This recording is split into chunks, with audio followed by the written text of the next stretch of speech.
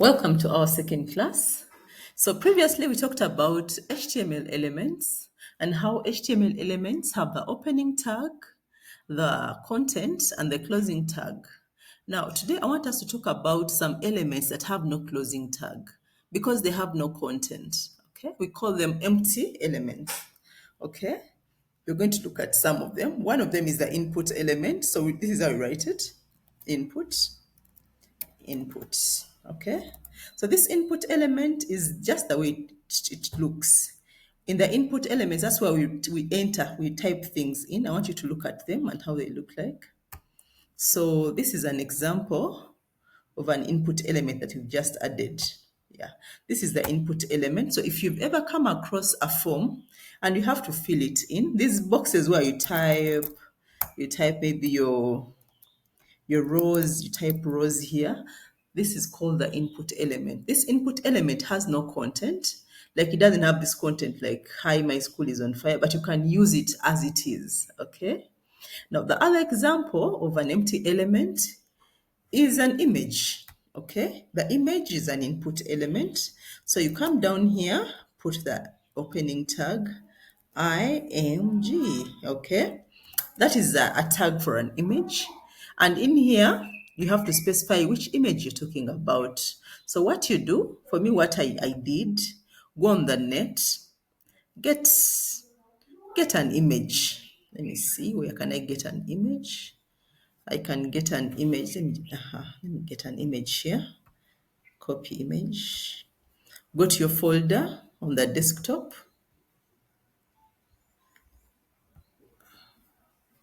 and put your image here. Lesson 1. You can put your image there in lesson 1. Paste it there. Now, how do you use it? Open your Visual Studio. You'll see this image here, okay? So you come here and you put SRC. SRC means what is the source of that image? So SRC equal to, and then you put the image. It's called pasted. As you're typing it, it pops up. You select it, okay? Another example of an empty tag is the BR, okay? BR means line break. Like for example, if you look at this work here, if you look at the way it appears here, this paragraph is next to the input. Now, what if you want to create some bigger space between the paragraph, hi my school, and then rows?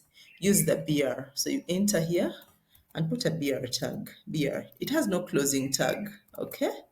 And then you enter, save your work, okay? So when you come back and refresh, you'll see that there is now a bigger space here, okay? Our dog is here, the bigger space is also here. Good. So we have learned how to use the empty elements, okay?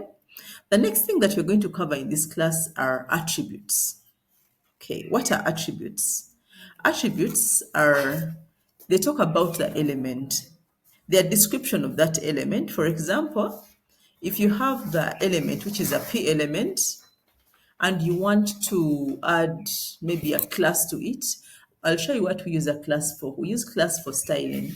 You want to add a class attribute to it. Attributes come in key value pairs, okay? So and they are put in the opening tag. So you come here in the P element, in the opening tag of the P element, put a space, give it a class, type simply class, select it, class, and the class is equal to, the key is class, the value is what it's equal to.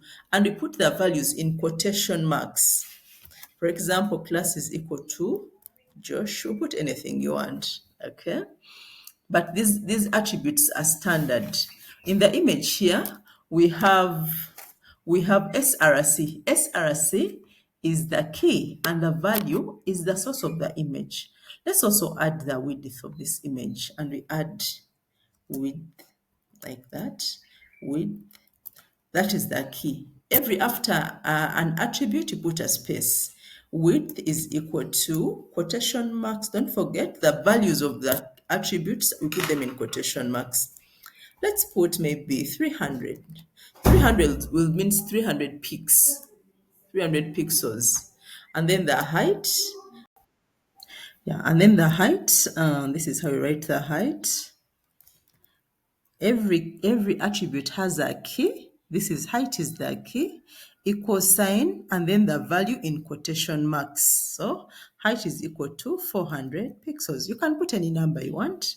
Don't forget to save your work. If you don't save your work, you'll not be able to see it on the page. So you Control S. If you're using a Mac, you Command S. Okay.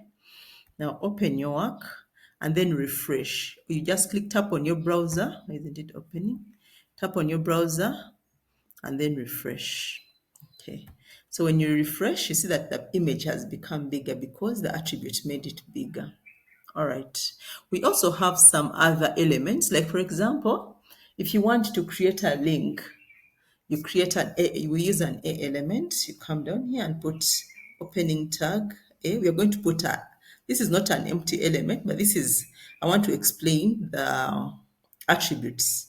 This is an A element which says click here to go to my school. To go to my school. Okay, so if you have something like this, if it has no attributes, like if it has no href attribute, it will not be functional. So when you come to the page and you refresh, you see click here, but when you click here, it takes you nowhere. So what do? Get any link. For example, come and copy this link. Okay, copy it. Come to your code. And now in the opening tag, don't forget to put our attributes in the opening tag. So in the opening tag, come and put the tag that's going to help us link is called href. Href, okay, is equal to quotation marks. Then you paste that link that you copied. So when you save your work, go back to the page and refresh. When you refresh, you see now it is blue and it's even clickable. When you click on it, it will take you to the school. So this is a link. You've created a link to a school. All right. So that is it about the elements and then the attributes. Okay. We are going to move on to the next topic and we're going to see some more usage of these attributes.